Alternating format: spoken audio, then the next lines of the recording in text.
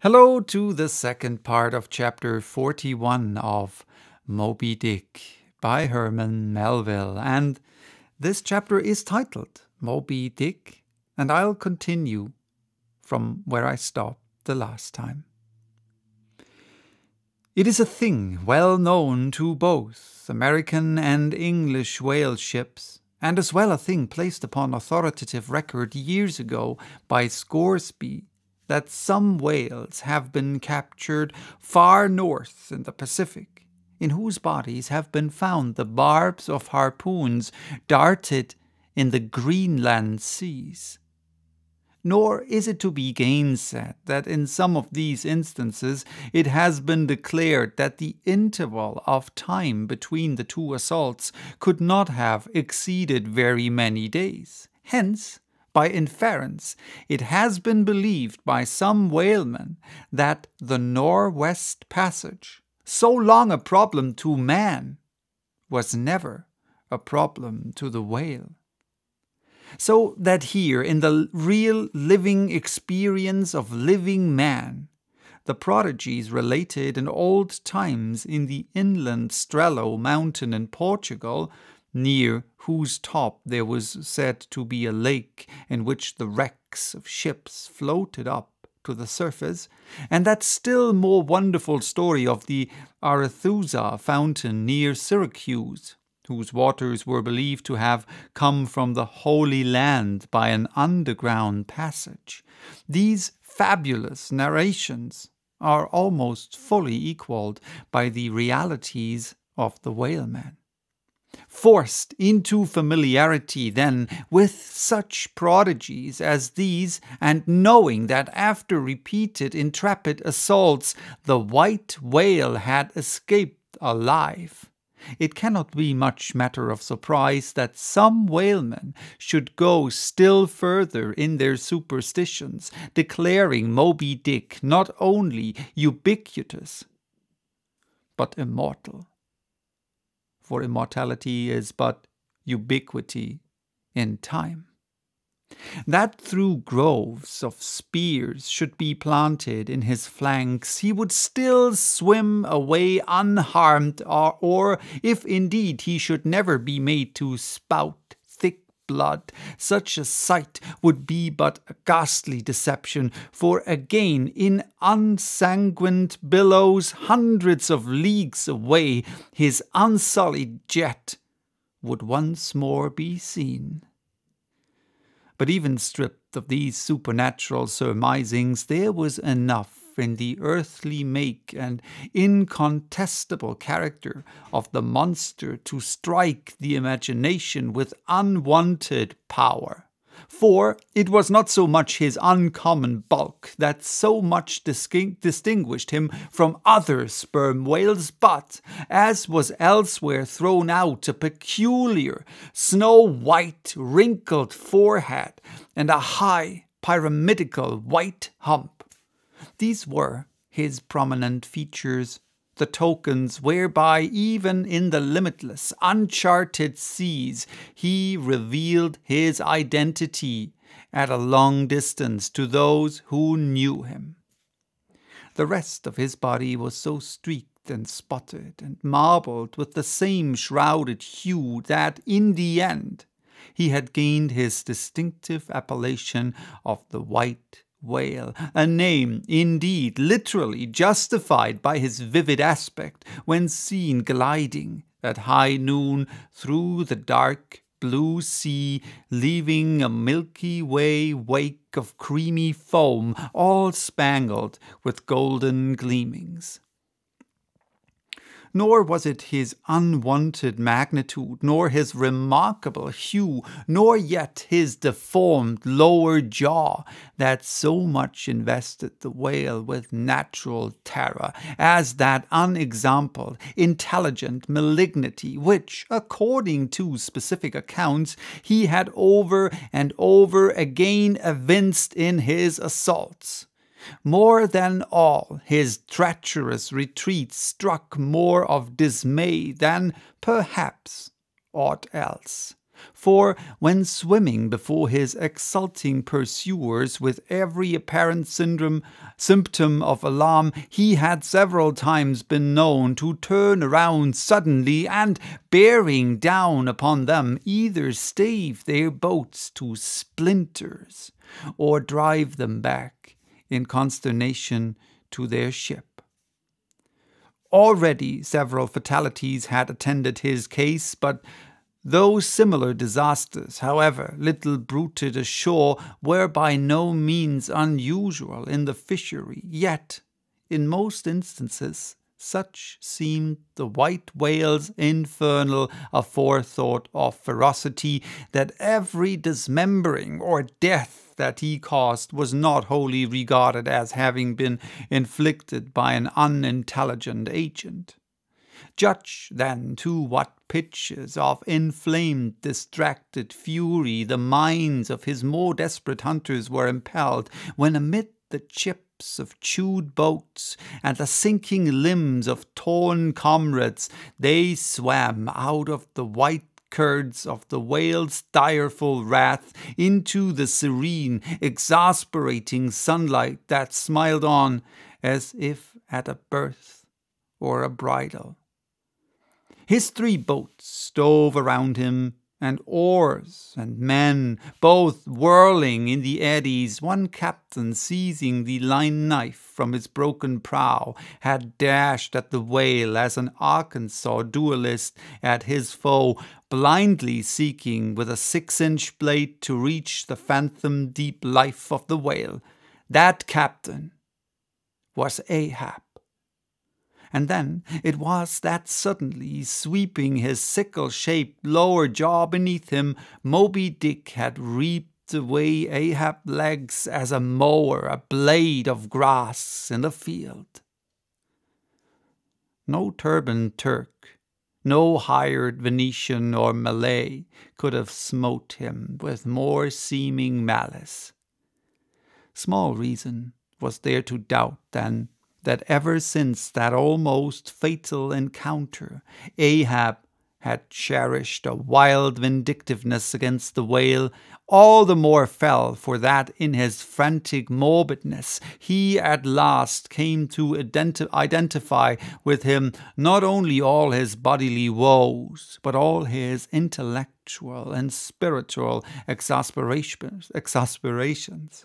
The white whale swam before him as the monomanic incarnation of all those malicious agencies which some deep men feel eating in them, till they are left living on with half a heart and half a lung, that intangible malignity which has been from the beginning, to whose dominion even the modern Christians ascribe one half of the worlds which the ancient Ophites of the East reverenced in their statue devil. Ahab did not fall down and worship it like them, but deliriously transferring its idea to the abhorred white whale, he pitted himself, all mutilated against it. All that most maddens and torments, all that stirs up the lees of things, all truth with malice in it, all that cracks the sinews and cakes the brain, all the subtle demonism of life and thought, all evil to crazy Ahab, were visibly personified and made practically assailable in Moby Dick. He piled upon the whale's white hump the sum of all the general rage and hate felt by his whole race from Adam down, and then, as if his chest had been a mortar, he burst his hot heart's shell upon it. It is not probable that this monomania in him took its instant rise at the precise time of his bodily dismemberment. Then, in darting the monster, knife in hand, he had but given loose to a sudden, passionate, corporal animosity, and when he received the stroke that tore him, he probably but felt the agonizing bodily laceration, but nothing more. Yet, when by this collision forced to turn towards home, and for long months of days and weeks Ahab and anguish lay stretched together in one hammock, rounding in midwinter that dreary howling Patagonian cape. Then it was that his torn body and gashed soul bled into one another, and so interfusing made him mad. That it was only then, on the homeward voyage after the encounter, that the final monomania seized him, seems all but certain from the fact that, at intervals, during the passage, he was a raving lunatic, and though unlimbed of a leg, yet such vital strength yet lurked in his Egyptian chest, and was moreover intensified by his delirium, that his mates were forced to lace him fast, even there, as he sailed raving in his hammock in a straitjacket. He swung to the mad rockings of the gales, and, when running into more sufferable latitudes, the ship, with mild stun sails spread, floated across the tranquil tropics, and to all appearances the old man's delirium seemed left behind him with the Cape Horn swells, and he came forth from his dark den into the blessed light and air, even then, when he bore that firm, collected front, however pale, and issued his calm orders once again, and his mates thanked God that direful madness was gone now. Even then Ahab, in his hidden self, raved on. Human madness is oftentimes a cunning and most feline thing. When you think of it, fled, it may have but become transfigured into some still subtler form. Ahab's full lunacy subsided not, but deepeningly contracted, like the unabated Hudson, when that noble Northman flows narrowly but unphantomly through the Highland gorge. But, as in his narrow flowing monomania not one jot of Ahab's broad madness had been left behind, so in that broad madness not one jot of his great natural intellect had perished. That before living agent now became the living instrument, if such a furious trope may stand. His special lunacy stormed his general sanity, and carried it, and turned all its concentrated cannon upon its own mad mark, so that, far from having lost his strength, Ahab to that one end did now possess 1,000-fold more potency than ever he had sanely brought to bear upon any one reasonable object. This is much, yet Ahab's larger, darker, deeper part remains unhinted, but vain to popularize profundities, and all truth is profound, winding far down from within the very heart of his spiked Hotel de Cluny, where he here stand, however grand and wonderful. Now quit it, and take your way, ye nobler, sadder souls, to those vast Roman halls of Thermus, where far beneath the fantastic towers of man's upper earth, his root of grandeur, his whole awful essence sits in bearded state, an antique buried beneath antiquities, and throned on torsos. So with a broken throne the great gods mock that captive king, so like a caryatid he patient sits, upholding on his frozen brow the piled entablatures of ages. Wind ye down here, ye prouder, sadder souls, question that proud, sad king, a family likeness. Aye, he did beget ye, Ye young exiled royalties, and from your grim sire only will the old state secret come.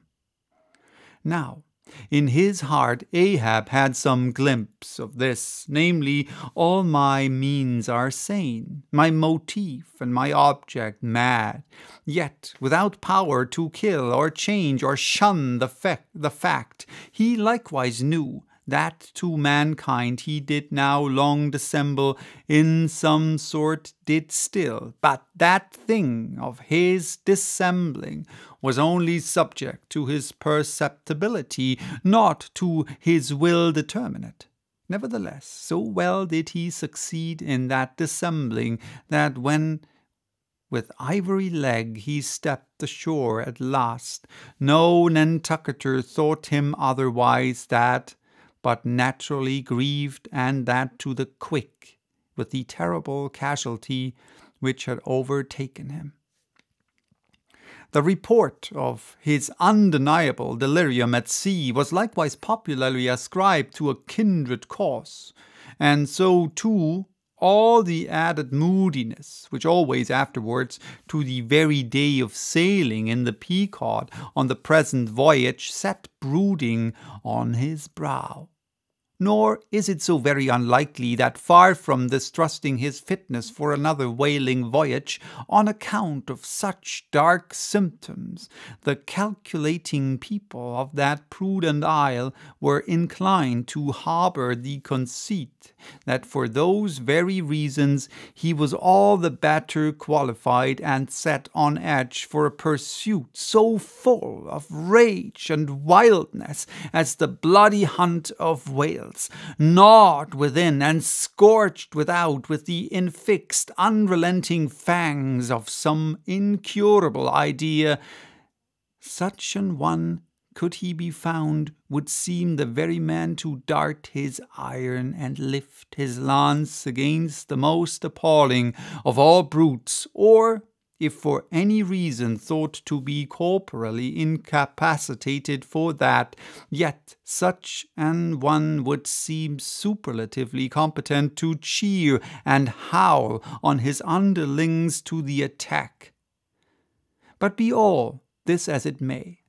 certain it is that with the mad secret of his unabated rage bolted up and keyed in him, Ahab had purposely sailed upon the present voyage with the one only and all engrossing object of hunting the white whale. Had any one of his old acquaintances on shore but have dreamed